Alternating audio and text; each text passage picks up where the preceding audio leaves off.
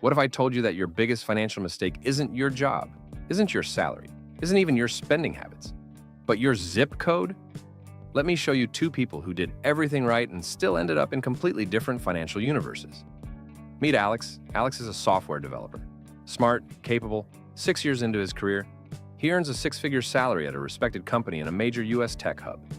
From the outside, Alex looks successful. This is the life people are told to chase. Now let's zoom in. Alex pays over $3,000 a month for a small one-bedroom apartment in an aging building. Parking is a headache. Groceries are expensive. After rent, taxes, food, transportation, and the basic cost of existing as a human, Alex saves a few $100s a month on a six-figure income. Some months, nothing. After years of grinding, Alex owns a used car, has a modest retirement account, and feels permanently behind. Promotions don't help. Raises disappear. Every step forward feels like running on a treadmill that's slowly speeding up. Now meet Jordan. Same age, same education, same industry, same level of competence. 3 years ago, Jordan took a remote role and moved somewhere cheaper. Not a financial hack, not a risky startup, just a different location. Jordan earns less on paper, significantly less. But Jordan's rent is under $1,500 for more space. Taxes are lower. Daily expenses don't feel like punishment. Jordan saves over $1,500 a month without trying to be frugal. Jordan is investing. Jordan is building real wealth. Jordan is planning a future. Alex makes more money, but Jordan is getting rich. This isn't luck. It's not discipline. It's not intelligence. It's geography. Here's the uncomfortable truth nobody tells you about income. A dollar is not a dollar everywhere. $100,000 in one city can feel like survival. $100,000 somewhere else can feel like freedom. In high-cost cities, your income gets quietly shaved down by rent, taxes, and inflated prices until what looks impressive on paper turns into financial stagnation in real life. Your purchasing power collapses slowly enough that you don't notice it happening. And that's what makes this trap so dangerous, because it doesn't feel like failure, it feels normal. Let's talk real numbers.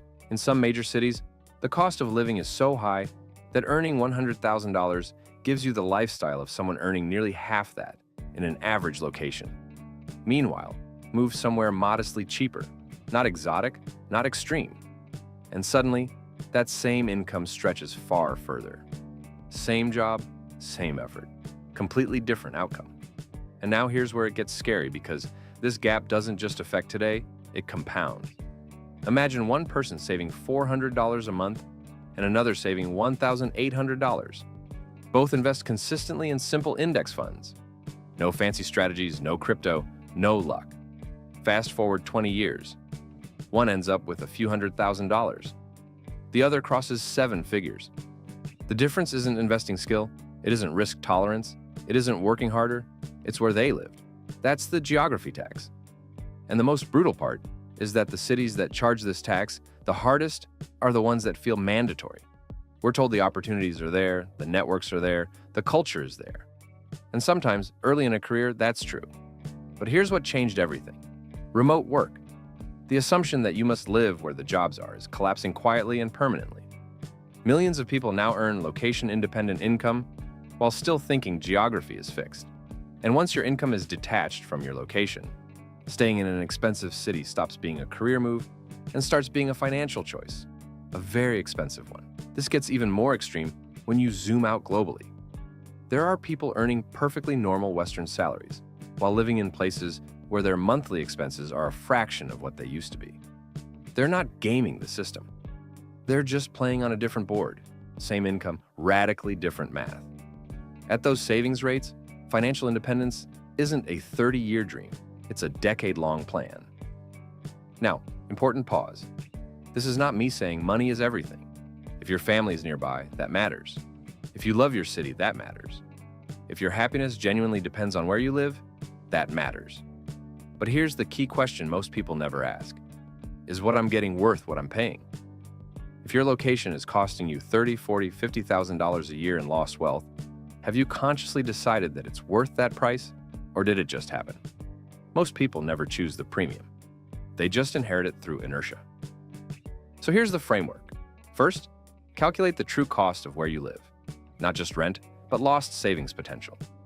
Second, question whether your income really depends on being there. Many people assume no without ever asking. Third, run the long-term numbers. 10 or 20 years will shock you.